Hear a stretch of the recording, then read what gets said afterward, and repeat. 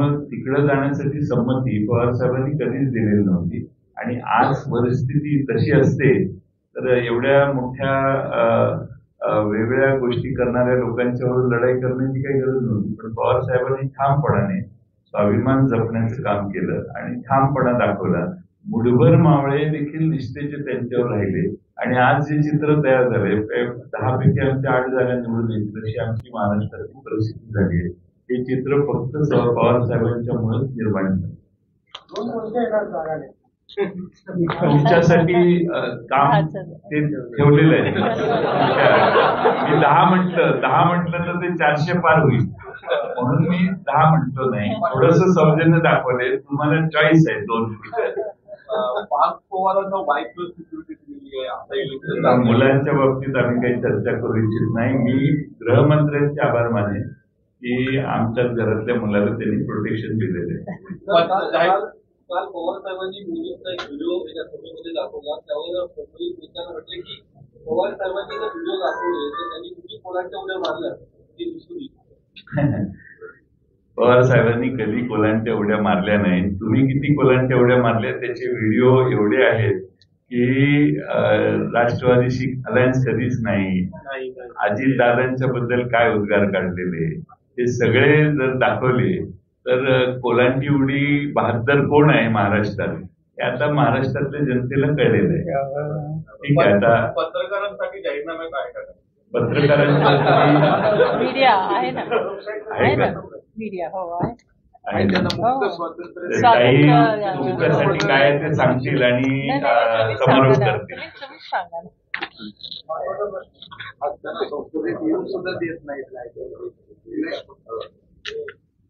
Media संदर्भात प्रसार माध्यमे घटनेने बहाल केलेल्या भाषण आणि अभिव्यक्ती स्वातंत्र्याचं संरक्षण आम्ही देणार.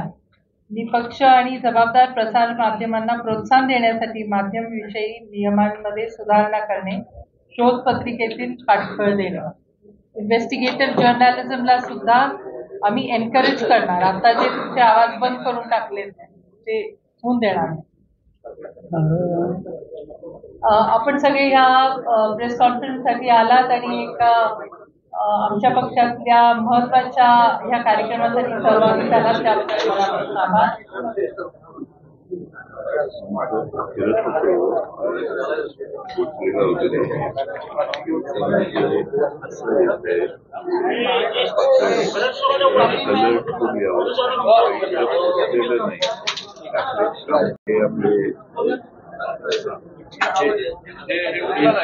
हे काढा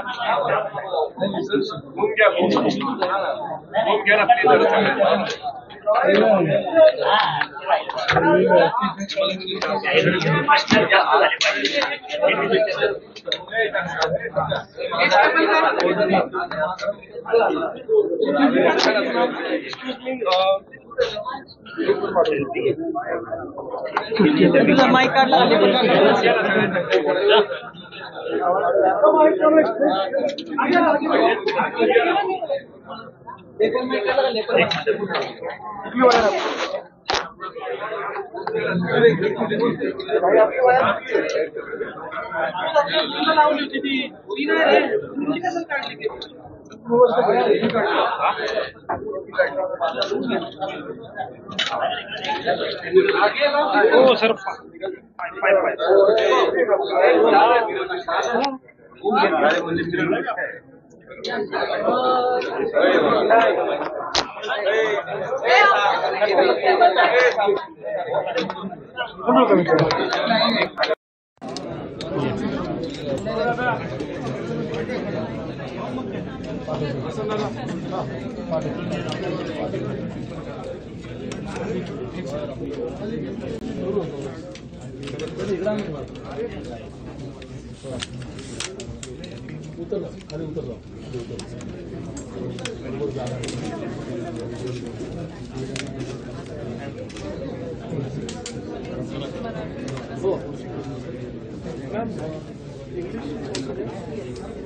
पण it's not printed.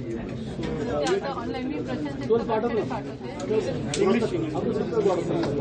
English English Marathi करू.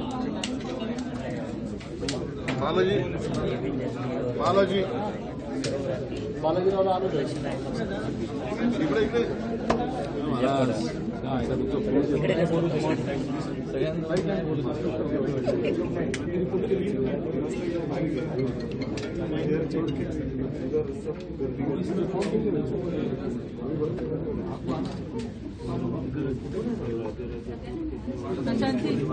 तुम्हाला पाठवलंय तुम्ही मग भारताच्या संसदेमध्ये या सर्व मुद्द्यांचा आग्रह करतील आणि देशातल्या पददलितांना, महिलांना, कष्टकऱ्यांना, कामगारांना, लहान उद्योजकांना, व्यापाऱ्यांना आणि देशातल्या सगळ्यात मोठा घटक असणाऱ्या शेतकऱ्यांच्या प्रश्नावर आवाज उठवतील. आणि हे उठवत असताना आमची भूमिका आमच्या राष्ट्रवादी काँग्रेस शरदचंद्र पवार पक्षाची काय असेल हे आज आम्ही शपथनाम्याच्या रूपाने आपल्या सर्वांच्या समोर सादर करतोय. या कार्यक्रमाला आदरणीय पवार साहेबांनी तुळजापूरला सभा काल होती, तरी आज एवढ्यासाठी आपल्या सर्वांच्या समोर पवार साहेब या ठिकाणी तुळजापूरून आले. पुन्हा ते राहुरीला त्यांच्या पुढच्या दौऱ्याला जाणार आहेत. त्यांचं स्वागत करतो. खासदार वंदनाताई चव्हाणांनी बरेच कष्ट शपथनामा करताना घेतलेले आहेत.